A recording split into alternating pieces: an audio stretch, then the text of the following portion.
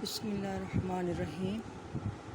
Students, हम last lecture में देख चुके हैं बायोकेमिस्ट्री की डेफिनेशन। तो आज हम देखेंगे, इसकी डिटेल पढ़ेंगे ब्रांच की, कि बायोकेमिस्ट्री में हम स्टडी क्या करते हैं। वैसे in biochemistry we study all chemical processes that take place in living organisms. यानी जो लिविंग ऑर्गेनिजम्स हैं, प्लांट्स और एनिमल, उनमें जो केमिकल प्रोसेसेस होते हैं वो हम किस ब्रांच के अंदर स्टडी करते हैं? बायोकेमिस्ट्री के अंदर।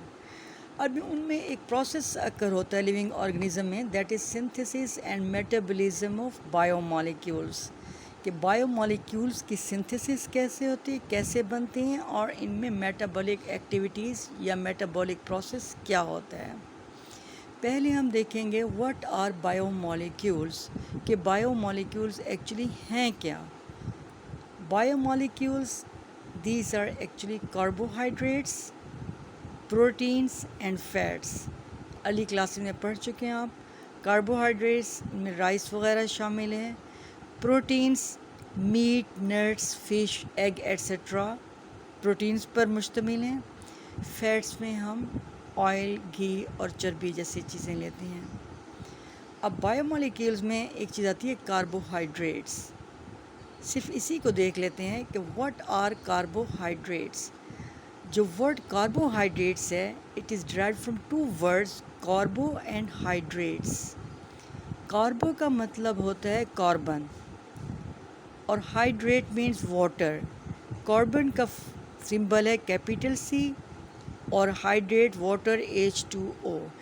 इट मीन्स ऐसी कार्बन जिसमें वाटर मॉलिक्यूल्स भी फार्मूला में इंक्लूडेड हों, उनको हम कार्बोहाइड्रेट्स कहेंगे। तो हम कहते हैं कार्बोहाइड्रेट्स आर हाइड्रेटेड, ये हमारे पास है hydrated carbons containing water. In carbohydrates में हम एग्जांपल लेते हैं ग्लूकोज की। ग्लूकोज का फार्मूला है C6H12O6, यानी कार्बन के 6 एटम्स, हाइड्रोजन के 12 एंड ऑक्सीजन के 6, ये मिलकर ग्लूकोज का फार्मूला बनाते हैं। यहाँ पर मैंने लिख दिया है C6 और वाटर को H2O को ब्रैकेट में लिख के बाहर 6 का डिजिट डाल दिया है। ये 6 आप मल्टीप्लाई करें 2 के साथ, हाइड्रोजन के, 6 2s are 12, it means hydrogen के 12 atoms and 6 1s are 6, oxygen के 6। ये आ गया ग्लूकोज का फार्मूला। तो कार्बोहाइड्रेट्स आपके पास आ गए हाइड्रेटेड कार्बन्स, जिसमें टिपिकल एग्जांपल है ग्लूकोज की। अब जैसे ऊपर आपको बताया जा चुका है कि बायोकेमिस्ट्री में हम स्टडी करते हैं बायोमॉलिक्यूल्स की सिंथेसिस और इसके साथ ही इनकी मेटाबॉलिज्म, कि इनमें मेटाबॉलिक प्रोसेसेस क्या होते हैं। मेटाबॉलिज्म को हम डिफ़ाइन करते हैं कि metabolism is a chemical reaction occurring in our body to give us energy to work. यानी मेटाबॉलिज्म जो है ये एक ऐसा केमिकल प्रोसेस होता है, बॉडी में अकर हो रहा होता है, जिसके रिज़ल्ट में हमें एनर्जी मिलती है। अब वो एनर्जी हमें कैसे मिलती है ये आप बाद में देखेंगे। In body glucose is converted into fructose. अब ग्लूकोज भी शुगर है, फ्रुक्टोज भी शुगर है। ग्लूकोज ऐसी शुगर है which is absorb by the human body इसको एब्जॉर्ब कर लेती है। When glucose is converted into fructose, तो फ्रुक्टोज जो है ये ऐसी शुगर है which is not absorbed and is stored as fat. ये फ्रुक्टोज पाया जाता है फ्रूट्स में, जैसे कि बनाना हो गया, मैंगोज़ हो गए, ग्रेप्स हो गए। इसी फ्रुक्टोज को हम फ्रूट शुगर भी कहते हैं। तो ग्लूकोज कन्वर्ट होते हैं, ब्रेकअप होते हैं इनटू फ्रुक्टोज, और फ्रुक्टोज ब्रेकअप होती है टू गिव अस एनर्जी। अब कार्बोहाइड्रेट्स के बाद बारी आती है what is the role of protein, what is the role of protein in our body, कि प्रोटीन का रोल क्या है हमारी बॉडी में। प्रोटीन का रोल है synthesis of bones and muscles में। बोन्स बनाने में और मसल्स बनाने में हेल्पफुल होती है। So how living things obtain energy from proteins, कि अगर हम प्रोटीन्स लें तो हमें कैसे मिलते हैं। यहाँ पर मैंने आपको सिंपल एक डायग्राम बना कर दी है। स्मॉल से फूड पार्टिकल्स हैं which consist of proteins, protein food particles in stomach which contain small amount of HCl, कि फूड है which consist of protein, चाहे फ़िश के पार्टिकल्स आप समझ लें, चाहे आप अंडा समझ लें, उसके पार्टिकल जब स्टमक में जाते हैं तो स्टमक में एक एसिड होता है HCl, हाइड्रोक्लोरिक एसिड, जो कि इन पार्टिकल्स को ब्रेकअप करने के काम आता है इनटू स्मॉलर वन। तो ये पार्टिकल ब्रेकअप होते हैं स्टमक में due to the presence of HCl, और उसके रिज़ल्ट में protein is converted into amino acids मज़ीद स्मॉल पार्टिकल्स में। So HCl break up proteins to give free amino acids. ये जो अमाइनो एसिड्स हैं they go in the blood stream, और जैसे कि ब्लड हमारे तमाम बॉडी ऑर्गन्स को जाता है तो यही blood when it enters into the liver, तो liver uses free amino acid to make plasma protein.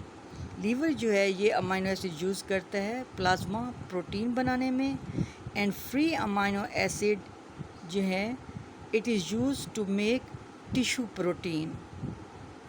तो यहाँ पर हमने देख लिया कैसे protein particles are broken up to give amino acids.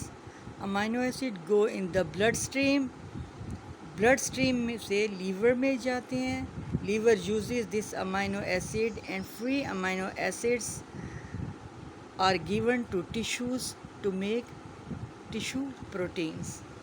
तो ये सिंपल हमने देख लिया है कि हमारे पास जो बायोमॉलिक्यूल्स थे उनमें प्रोटीन्स थी, उनमें फ़ैट्स था, उनमें कार्बोहाइड्रेट्स थी, तो वो कैसे ब्रेकअप हुई और कैसे एनर्जी मिली, और इसी को हम मेटाबॉलिज़म कहते हैं, और इसी को मेटाबॉलिक रिएक्शन कहते हैं या मेटाबॉलिक एक्टिविटी कहते हैं।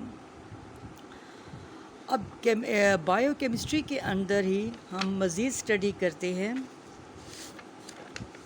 Fundamental biological changes occurring during a disease, कि कौन से जो हैं बायोलॉजिकल चेंजेस होती हैं ड्यूरिंग अ डिज़ीज़ में मैंने यहाँ एग्जांपल दी है ट्यूबरक्लोसिस की, capital T small b। Tuberculosis कैसी है, यहाँ पे एक मैंने पिक्चर बनाई है जस्ट टू शो यू कि ये हमारे पास ये सेंटर में सांस की नाली शो की गई है, विंड पाइप, इसके राइट पे और लेफ़्ट पे ये लंग्स हैं, ठीक है, और ये वाला जो लंग है लेफ़्ट साइड का बॉडी में, ये लेफ़्ट में शुमार होगा, ये हेल्दी है, और ये जो है राइट वाला लंग ये अफेक्टेड लंग है, यानी डिजीज़्ड लंग है ड्यू टू ट्यूबरक्लोसिस। ट्यूबरक्लोसिस जो है ये एक ऐसी बीमारी है जिसमें हम देखते हैं कि certain bacteria they enter through the wind pipe into the lungs and they damage lung, जिसके रिज़ल्ट में इसकी सिम्टम्स होती हैं, पेशेंट को फीवर आता है, एब्डोमिनल चेस्ट पेन स्टार्ट होता है, और लैक ऑफ ऑक्सीजन होता है, और इनहेलेशन ऑफ ऑक्सीजन में प्रॉब्लम होता है काफ़ी ज़्यादा। तो हम कहते हैं tuberculosis is an infectious disease caused by certain bacteria that travel through windpipe, enter our lungs and affect it. In persons with weak immunity system, यानी जिसका क़ुव्वत मुदाफ़ियत कम होगी, वीक पर्सन है, उस पर यह बीमारी जल्दी अटैक करती है। इसकी सिम्टम्स आपको बता दिए हैं already, severe chest pain and fever, abdominal pain, decrease level of oxygen and loss in weight. Patient जो होता है खांस खांस का उसका बुरा हाल हो जाता है, उसका वेट बहुत डिक्रीज़ हो जाता है, पसलियाँ बाहर निकल आती हैं सीवियर केसेस में। अब इस कोई भी अगर पेशेंट इस तरह का है तो उसको हम किस तरह से अच्छा कर सकते हैं उसके इम्यून सिस्टम को, वो है कि आप उसकी डाइट को काफ़ी हेल्दी करें, और उसके सफाई का ख़ास ख्याल करें, because this is contagious disease, यानी कि ऐसी डिज़ीज़ है जो एक पर्सन से दूसरे को लग सकती है। खांसते हुए पानी के ड्रॉप्स बाहर आते हैं, या छींकते हुए, या उसका आप प्लेट्स यूज़ कर रहे हैं, ग्लास यूज़ कर रहे हैं, किसी तरह का भी, तो उससे ये डिज़ीज़ जो होती है वो दूसरे बंदे को अफेक्ट करती है। तो ये था बायोकेमिस्ट्री